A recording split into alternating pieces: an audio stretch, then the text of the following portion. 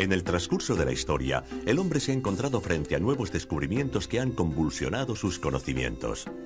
Durante milenios, todos estaban convencidos de que la Tierra era plana, es decir, que al llegar a un punto determinado, los objetos se caían. Además, habría sido totalmente ilógico pensar que se podía seguir caminando cabeza abajo. ¿Quién podría sostener algo tan absurdo como eso? Otra cuestión absurda habría sido pensar que en la Tierra pudiese ser al mismo tiempo de día y de noche. Es decir, que mientras algunos trabajaban bajo el sol, para otros era de noche. Todavía era más absurda la idea de que pudiera existir un punto de la Tierra que, una vez cruzado, hiciera retroceder un día. En cambio, hoy sabemos que volando, por ejemplo, de Tokio a Honolulu, se cruza la línea de la fecha y se retrocede en el calendario. Naturalmente sabemos que cuando en California es mediodía, en Moscú es medianoche, y que los australianos están cabeza abajo respecto a nosotros y nosotros respecto a ellos. En el pasado, todas estas cosas estaban fuera del alcance de la experiencia humana y, en consecuencia, parecían incomprensibles. Actualmente, a nosotros también nos parecen incomprensibles las paradojas del espacio y del tiempo derivadas de la teoría de la relatividad, precisamente porque están fuera de nuestra experiencia cotidiana. Por ejemplo, ¿cómo es posible que cuanto más cerca se está de la velocidad de la luz, más lentamente transcurre el tiempo? ¿Cómo entender que si un astronauta viaja durante un tiempo a una velocidad cercana a la de la luz, cuando regrese a la Tierra encontrará a su hermano gemelo mucho más viejo que él? ¿Y cómo es posible que a esta altísima velocidad un objeto se contraiga aumentando su masa? El hecho es que estas paradojas nos parecerían totalmente normales si formaran parte de nuestra experiencia cotidiana. Pero esto no sucede por una sencilla razón. Estos fenómenos se hacen evidentes únicamente al viajar a velocidades muy cercanas a la de la luz, y estas velocidades están más allá de nuestra capacidad. Basta con pensar que el objeto más veloz que ha construido el hombre es una sonda interplanetaria que en el momento de máxima velocidad puede alcanzar aproximadamente los 20 kilómetros por segundo. Pues bien, la luz es 15.000 veces más veloz. 300.000 kilómetros por segundo, es decir, que un vehículo interplanetario actual comparado con la luz se encuentra en la misma situación que una tortuga en relación a un reactor. Es 15.000 veces más lento. Por esta razón, nunca hemos podido entrar en la zona mágica en la que tienen lugar estas paradojas. Pero, ¿por qué suceden únicamente cerca de la velocidad de la luz? En realidad, se producen siempre, incluso a baja velocidad, pero los efectos son demasiado pequeños para que nos demos cuenta. De hecho, su crecimiento es muy rápido al aumentar la velocidad. Basta con un simple ejemplo para entender este concepto. Cogemos un objeto de metal y lo acercamos poco a poco a un imán. Cuando está a 1 metro, el efecto de atracción no se advierte, aunque en teoría existe ligeramente. Tampoco sucede nada a medio metro, y tampoco a 20 centímetros. Pero a medida que nos acercamos, esta atracción empieza a notarse y aumenta cada vez más.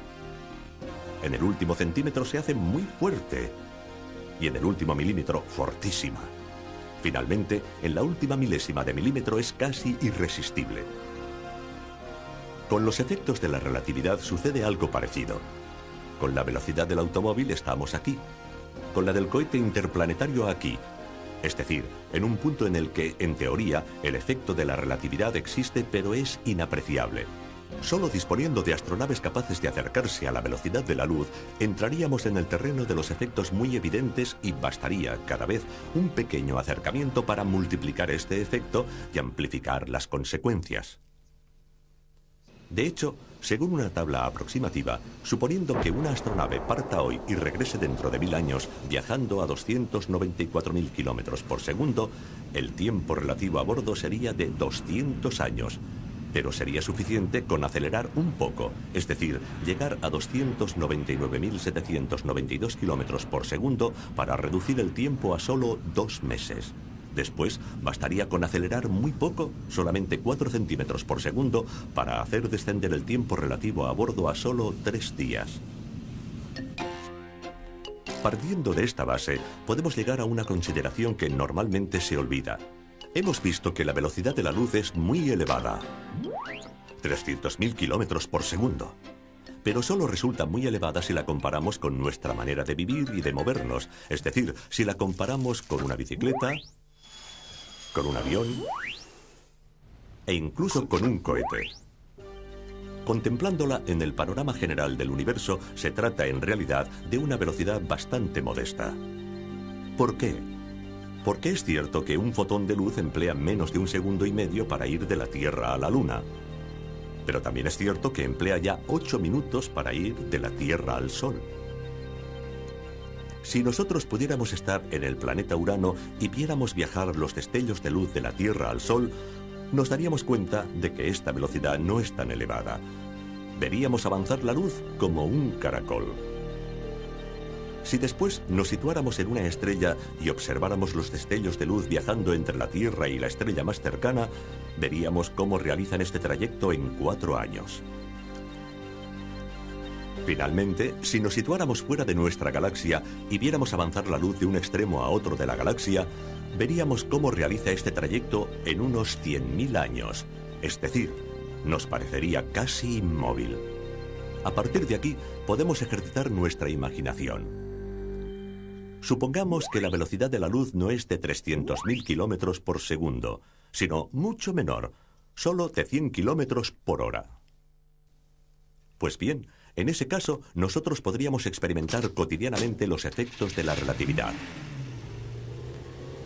Por ejemplo, podríamos ver cómo un automóvil en la carretera se contrae a medida que aumenta la velocidad y no consigue alcanzar jamás los 100 kilómetros por hora, que serían un límite insuperable, ya que, para que el coche acelerara a esa velocidad, sería necesaria una energía infinita.